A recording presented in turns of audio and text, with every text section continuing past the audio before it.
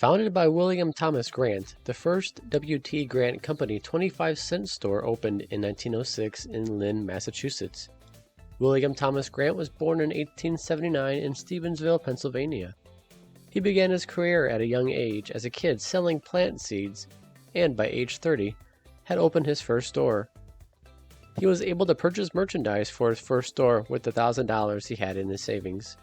Grants competed with popular 5-and-dime variety stores such as Woolworth, Kresge, amongst others, and began selling merchandise in downtown locations.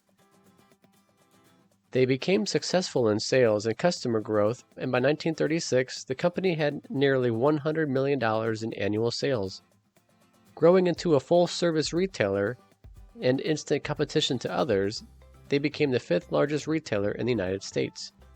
By World War II, there were nearly 500 stores in 39 states. By offering honest values, the company quickly grew, and at its peak, there were around 1,100 to 1,200 locations, and their headquarters were on top of One Astor Plaza in New York's Times Square. The company's items, such as electronics that they themselves produced, were called Bradford, which was named after Bradford County, the county William Grant was born in. Children's clothing was named Grantogs. They followed other variety stores and also had their own dining areas that were called Bradford House and featured their mascot, a pilgrim named Bucky Bradford. In 1959, while Grant's was thriving as a variety store, they made a deal with Zellers. The Grant Company purchased 10% of Zellers stock and options, which eventually would give them 51% ownership in Zellers.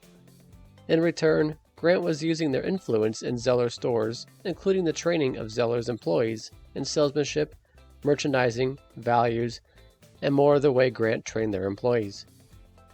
Unfortunately, beginning in the mid-1960s, the Grant Company did not progress fast enough to the changing shoppers' habits.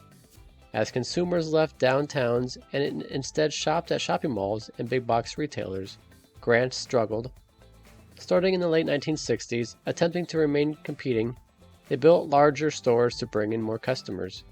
These larger stores were called Grant City, and by now, Grant's had around 1,000 stores.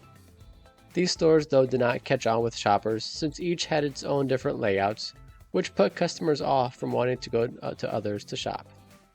Since Grant's was late in branching out from downtowns, a lot of prime locations were already taken by stores such as Kmart, Walmart, and other retailers throughout the country. Losing too much money opening new stores that were not successful, their last resort was offering credit cards, but this did not work. The credit card offering was rushed with a lack of accountability, and the idea quickly became a liability for Grant's. The accounts were kept by accounting, but there was no centralized control, so many accounts were not collected upon, and the company lost money.